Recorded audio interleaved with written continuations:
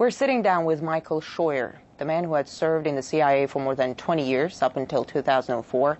At one time, he was the chief of the CIA bin Laden unit. Then he went and exposed how counter-effective Washington's methods were in the fight against terror. He looked at the U.S. through its enemy's eyes. In fact, it's the title of one of his books called Through Our Enemy's Eyes. I'm very pleased to have the chance to interview you, Thank Mr. you. Scheuer. I'm glad to be here. Bin Laden is gone. Who is Washington's #1 enemy now? Washington's enemy is an enemy that doesn't exist. We're fighting an Islamic enemy that Washington believes is out to kill us because we have elections, because we're free, because we have women in the workplace. It's an enemy that doesn't exist. It didn't exist when bin Laden was alive. It doesn't exist now. America is being attacked because of its foreign policy in the Muslim world, because of its support for Israel, because of its support for the Saudi police state, because of its presence on the Arab Peninsula. And until we accept that, until Americans can say to each other, whether you support aid to Israel or not, our relationship with Israel is causing this war, we are not going to be able to defeat this enemy.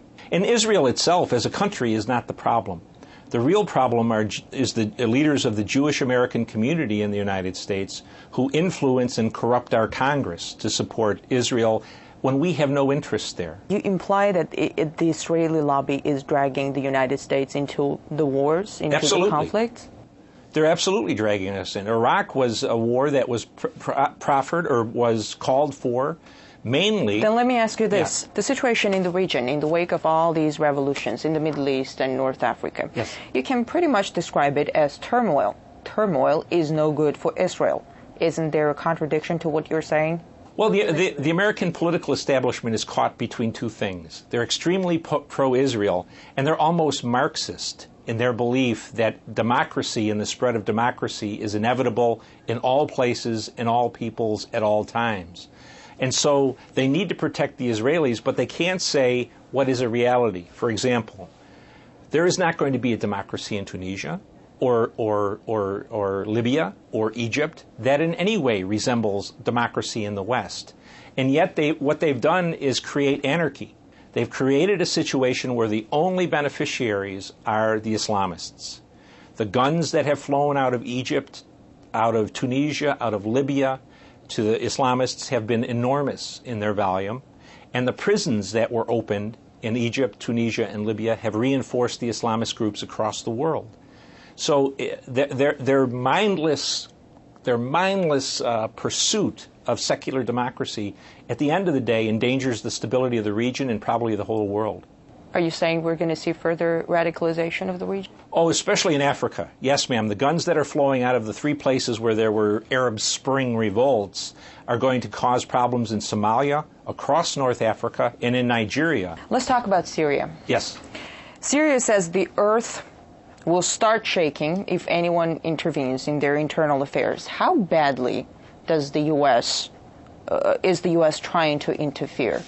Oh, I think we're interfering unconscionably. Until they removed the U.S. ambassador, he was running around the country trying to encourage groups to overthrow the Syrian government.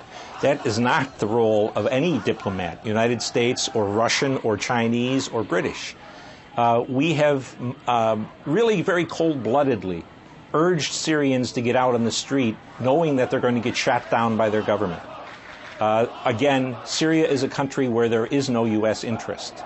Since I was a little boy, we've been afraid of the Syrians, and if you look at the map, it's hard to imagine that little blot of country called Syria could be a threat to the United States. The CIA has reportedly worked with the Syrian opposition for years. Well, I'm not sure we worked with the Syrian opposition. We've certainly worked with the Syrian WikiLeaks government. Cables, well, I haven't. Yeah. Well, then, if it's there, it's there. But our relationship with the Syrians is really a relatively unimportant one. But again, it's another very good example of the dichotomy in the thinking of American leaders. Because as we call for democracy in Syria, if Assad goes, Israel's security goes straight down. If the region becomes a complete mess, doesn't Washington see any dangers to Israel? I mean, with Iran involved, it won't be pretty. I think that's exactly right, ma'am. I don't know what the thinking is, except that they have come down on the belief that democracy is better for everybody. And the truth is, American and Western foreign policy interests in the Middle East have depended for 50 years on the maintenance of tyranny.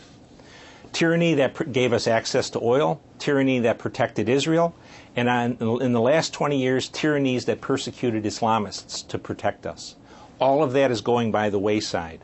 And to the Israelis' credit, the Israelis are the only ones who have stood up and said, democracy may not be very good for our security, and they couldn't be more correct. What do you make of these recent accusations that the Iranian government was trying to kill the Saudi ambassador in Washington? I'm not in a position to know whether or not the information was accurate. But when I was a young intelligence officer, I worked against Iran and Lebanese Hezbollah. And I can tell you, in the 90s, they were meticulous in covering their tracks and only using as agents of terrorism their own people. The plot that was described by the Attorney General of the United States is a comic opera. Through a Mexican drug cartel. Yeah, and to believe that the Iranians would risk war with the United States, Israel, and much of NATO to kill a Saudi ambassador who was not even part of the royal family, that's hard for me to believe. Let's talk about Libya. Libya is in ruins in the wake of NATO bombings. Yes. It's brimming with weapons. Yes. An al-Qaeda flag was planted over a courthouse in Benghazi. Yes. How good of a playground is Libya for people with radical agendas? Very strong Islamist presence in Libya.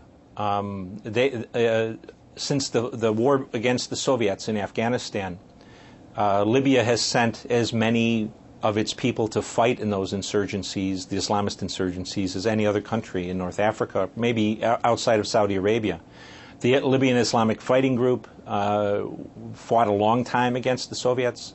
They fought against Gaddafi. A great number of Libyans went to Iraq and to Afghanistan to fight us.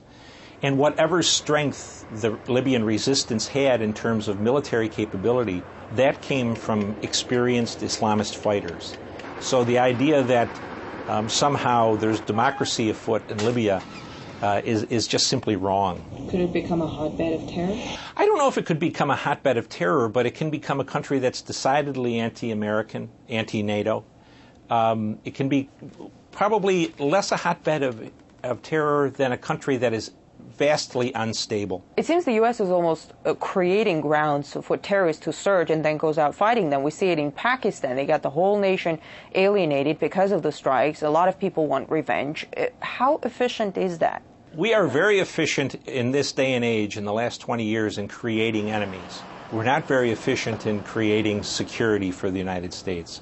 We have the best educated population in the world, and we have the people with the littlest amount of common sense. How many times have we heard Mr. Clinton, Mr. Bush, Mr. Obama say, this has nothing to do with religion, this is not a religious war, this is a bunch of people who are just madmen. We are definitely fighting a religious war. And until we come to realize that, we are never going to be able to defeat it. In fact, we're encouraging the growth of a new generation of people who are going to fight us. The U.S. is pulling its troops out of Iraq, but at the same time, it's boosting its military presence in the Persian Gulf. More ground troops are planned to be deployed. New drone bases are being built. What do you make of such expansion?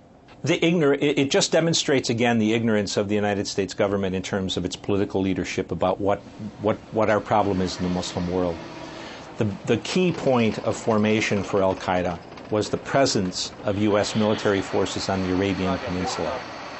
15 years after they declared war on us, we're now going to take people out of Iraq and put them in Kuwait and Bahrain and Saudi Arabia, reinforcing our presence on the Arab Peninsula.